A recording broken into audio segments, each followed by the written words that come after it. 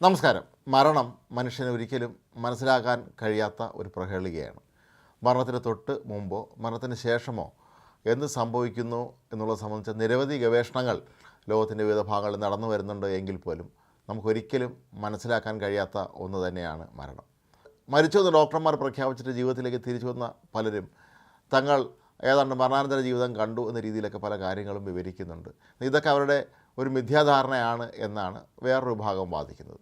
മരണം എത്തുന്ന നേരത്ത് നമുക്ക് എന്തൊക്കെയായിരിക്കും നമ്മുടെ ശരീരത്തിനും മനസ്സിനുമൊക്കെ ഉണ്ടാവുക എന്നുള്ളത് സംബന്ധിച്ച ചില ഗവേഷണ ഫലങ്ങളുമായി ഇപ്പോൾ ഒരു വനിതാ ഡോക്ടർ ബ്രിട്ടനിൽ രംഗത്തെത്തിയിരിക്കുകയാണ്. നമ്മുടെ മരണത്തിലേക്ക് എത്തുന്ന ആ ഒരു സെക്കൻഡ് അല്ലെങ്കിൽ മിനിറ്റുകൾ അല്ലെങ്കിൽ മണിക്കൂറുകൾ, ആ സമയത്തൊക്കെ തന്നെ നമ്മുടെ ശരീരം ഏതൊക്കെ മാറ്റങ്ങളിലൂടെയാണ് കടന്നു പോകുന്നത്, നമ്മൾ എന്തൊക്കെയാണ് അനുഭവിക്കുന്നത് എന്നാണ് ഈ ഡോക്ടർ പറയുന്നത്. ന്യൂ കാസിൽ ഹോസ്പിറ്റലിലെ പാലിയേറ്റീവ് മെഡിസിൻ കൺസൾട്ടൻ്റായ ഡോക്ടർ കാതറിൻ മാനിക്സ് ആണ് ഇത്തരത്തിലുള്ള ചില വെളിപ്പെടുത്തലുകൾ ഇപ്പോൾ നടത്തിയിരിക്കുന്നത്. മരണാസന്നരായ നിരവധി രോഗികളെ ചികിത്സിച്ച ഡോക്ടറാണ് കാതറിൻ. അതുകൊണ്ട് തന്നെ ആ സമയത്ത് നമ്മുടെ ശരീരത്തിൽ എന്തൊക്കെ മാറ്റങ്ങളുണ്ടാകും എന്നുള്ളതിനെക്കുറിച്ച് അവർക്ക് വളരെ കൃത്യമായ അറിവുണ്ട്, അതിനെക്കുറിച്ചുള്ള പരിചയവുമുണ്ട്. നമുക്ക് മരിക്കാൻ സമയത്ത് വിശപ്പ് കാണുമോ എന്ന് പലരും ചോദിക്കാറുണ്ട്. അവർക്ക് വിശപ്പ് അനുഭവിക്കാൻ കഴിഞ്ഞിരിക്കുമോ മരണത്തിലേക്ക് നമ്മൾ എത്തിക്കൊണ്ടിരിക്കുന്ന ആ സമയത്ത്? ഡോക്ടർ പറയുന്നത് അങ്ങനെ വലിയ വിശപ്പൊന്നും ഉണ്ടാകാൻ സാധ്യതയില്ല എന്നാണ്.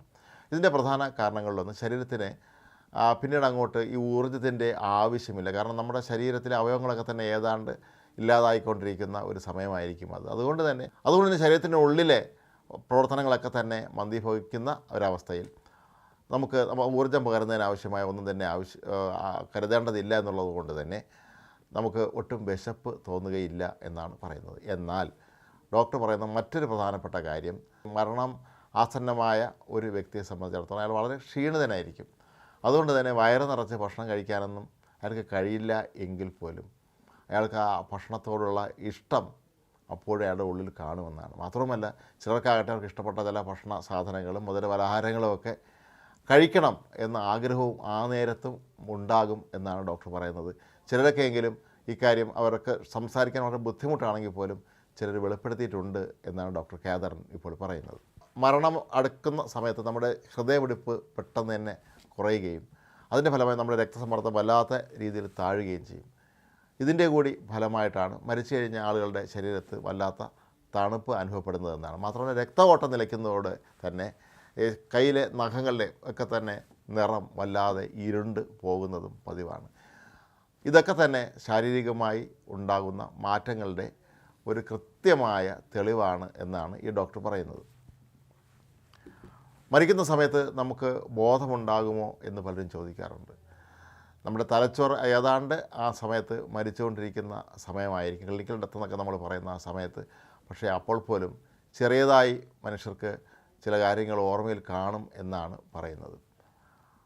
അതുകൊണ്ട് തന്നെയായിരിക്കാം ചിലർ പെട്ടെന്ന് തന്നെ മരിച്ചുപോയ ചിലരെ കാണുന്നതായിട്ടും അല്ലെങ്കിൽ അവരെ പേര് വിളിച്ച് സംസാരിക്കുന്നതായിട്ടുമൊക്കെ തന്നെ നമുക്ക് മനസ്സിലാക്കാൻ കഴിയുന്നത് ഈ ഒരു അവസ്ഥ കൊണ്ടാണ് എന്നാണ് പറയപ്പെടുന്നത്. അബോധാവസ്ഥയിലാണെങ്കിൽ പോലും നമ്മുടെ തലച്ചോറ് ആ സമയത്ത് ചെറിയ തോതിലെങ്കിലും ഉണർന്നിരിക്കും എന്ന് തന്നെയാണ് ഡോക്ടർ കാതറിൻ ഇപ്പോൾ വിശദീകരിക്കുന്നത്. മറ്റൊന്ന് ഉറക്കമാണ്.